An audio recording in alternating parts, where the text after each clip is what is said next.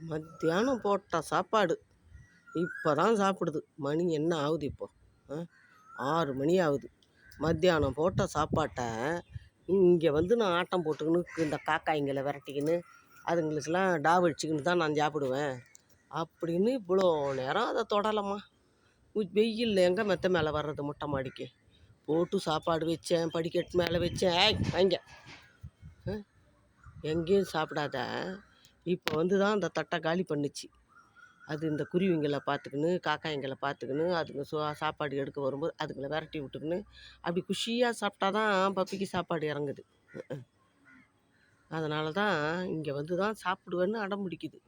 காலையில் கொஞ்சம் பெடிகிரி போட்டால் சாப்பிட்டுடும். ஒரு புடி தான் போடுவேன். அது கூட ஒரு கையில் ஒரு புடி. குழந்த நிறைய சாப்பிட்றதே கிடையாது, அளவாக தான் சாப்பிடும். ஒரு நாய்ங்க எவ்வளோ போட்டாலும் சாப்பிடுவேன், அப்படி சாப்பிடாது. ஒரு புடி அதோட தூங்கும். மத்தியானமாக ஒரு 4 மணிக்கு தான் தூங்கி எழுந்து வரும். உள்ளே படுத்துக்கின்னு தூங்குறது. ஓடியாந்து பாரு எங்கேயோ போய் சுற்றிவிட்டு இதே மாதிரி ஆட்டம் தான்.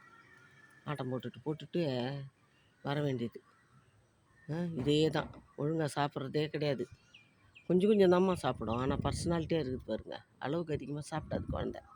அளவாக தான் சாப்பிடும். ஒரு பிடி பெடிகிரி 4:30 5 மணிக்கா இந்த நேரத்துக்கு சாப்பாடு.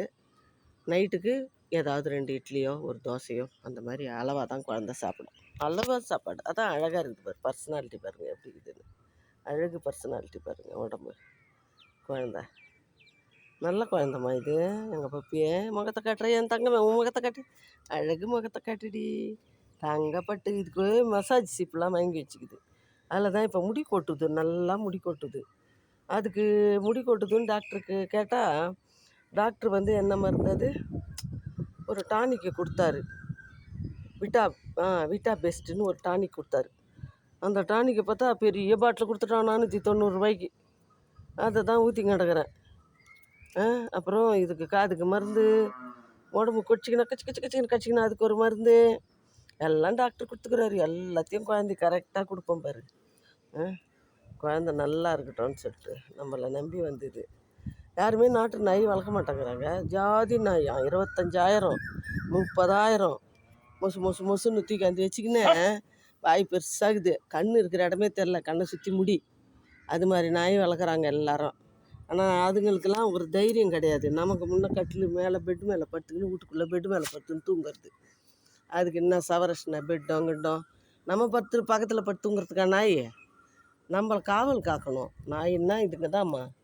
உள்ளே போட்டால் கூட எங்கள் பப்பி இருக்காது. உள்ளே விட்டு கதவு மழை சிங்க வந்ததுன்னா உள்ளே படுத்துக்க பப்பின்னு கதவு சாத்தினோம்னா இருக்கவே இருக்காது. கதவை வந்து புறாண்டி வெளியே வந்துடும். ஒரு ஆள் வர முடியாது.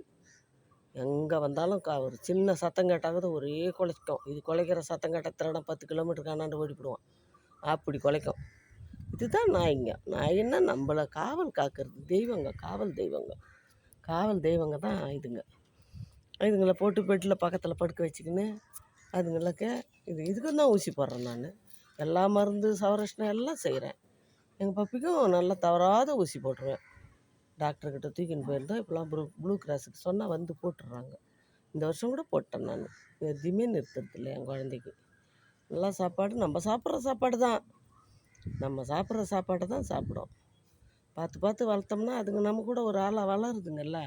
விட்டுட்டு கூட போவோம் நாங்கள் பப்பியை. வெளியூர் கூட உள்ள வீட்டெல்லாம் பூட்டிக்கின்னு வெளியே போர்ட்டிக்கோவில் நல்லா சேஃபாக இருக்கும். போர்ட்டிக்கோ க்ரில்லில் பூட்டிக்கின்னு அப்படியே மாடி மேலே ஏறி வந்துடலாம். போர்ட்டிக்கோவிலேருந்து மாடிக்கு வந்துடலாம். உள்ள ரூமு அது படுத்துக்கிறதுக்கு இருக்குது. 2 நாள் விட்டுட்டு போனால் கூட எங்கள் பப்பி இருக்கும். சாப்பிட்றதுக்கு அன்றைக்கி மட்டும் அந்த நாள் மட்டும் பெடிகிரி கொஞ்சம் போட்டுட்டோம்னா வாங்கி கொடுத்துட்டு போயிட்டோம்னா கீழ் வீட்டில் கொண்டாந்து மேலே போட்டுடுவாங்க. அதை போட்டால் சாப்பிட்டு நல்லா பக்கெட் நிறைய தண்ணி போட்டு வச்சுட்டு போயிட்டோம்னா தண்ணி குடிச்சிக்கின்னு பெடிகிரி சாப்பிட்டு ஜம்முன்னு இருக்கும். மாடியில் வந்து அப்படியே இதெல்லாம் உலாத்தோம்.